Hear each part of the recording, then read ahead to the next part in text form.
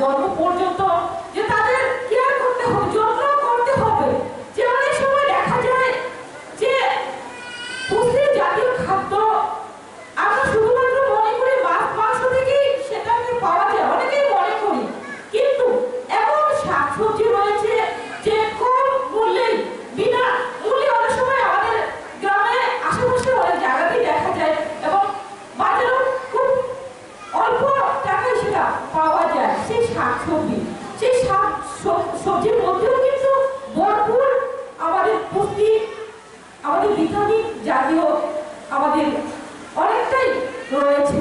সেই ক্ষেত্রে আমাদের মহিলাদেরকে, যারা গর্ভবতী মহিলা রয়েছে, তাদেরকে বোঝাতে হবে যে এই অবস্থায় যে আজকে বাচ্চা জন্ম হচ্ছে, অনেকের ওয়েট কম জন্ম হচ্ছে, সেটাকে কিন্তু যখনই গর্ভবতী হবে সেই তখন থেকে আমাদের সেটাকে লক্ষ্য করতে হবে।